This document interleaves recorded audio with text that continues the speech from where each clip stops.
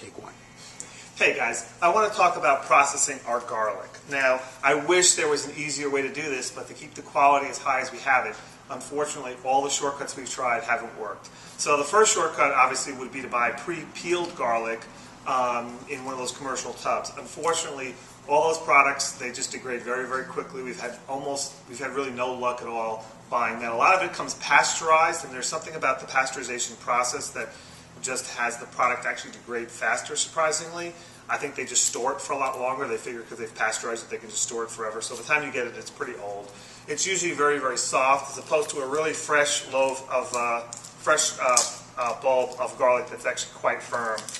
So there are no shortcuts to buying it and peeling it. We've actually tried a lot of machines too. We've watched all kinds of YouTube videos about this trick or that trick, or shaking it in a bowl, or have a little thing spin around. The only thing that we think might work would be this $700 water-based machine that's this huge thing. So we're going to try those one day. Until that time, we're really just going to cut it by hand. So what I'm going to do is I'm going to take a whole bulb of garlic, and I'm going to cut off the head. And cutting off the head, I'm just going to throw this part out.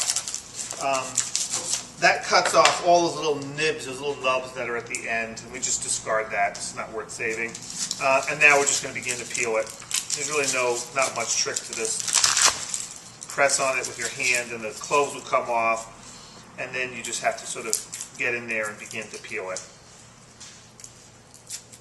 It is a sort of a tedious and time-consuming process. If it's really stuck, you can take the back of a knife and give it a little crush, and then it'll come off a little bit easier. Okay. Once we've got them all, do the magic television here. Once we've got them all, we just give them a rough chop.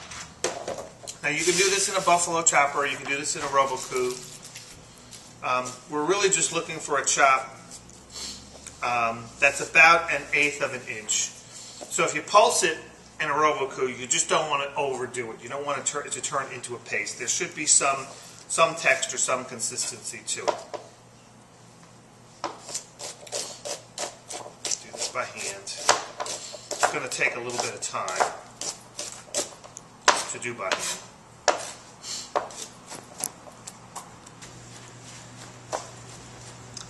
And voila, it's all chopped.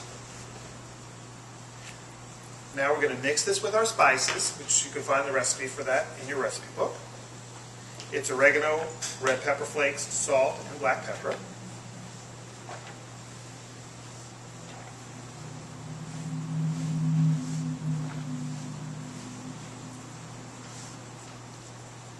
Okay.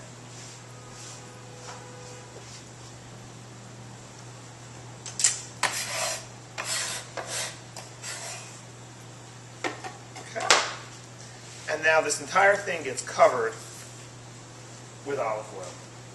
You can see it fills up about 1/2 a 6-pan, but you're filling it with oil all the way, most of the way, all the way to the top pretty much.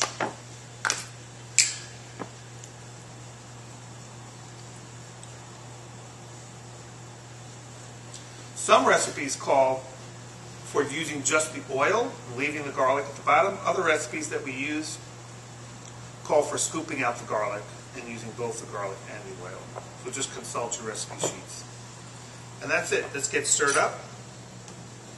And this will hold a few days. This is another one of these recipes you don't want to make too much ahead of time. It certainly won't last more than 3 or 4 days. Let me show you what an older one looks like.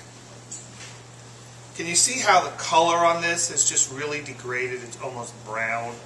And all those little mealy pieces. This is just too old, as opposed to the fresh stuff. I mean, it's pretty obvious. Yes? So don't let this happen, obviously. That's it for the garlic.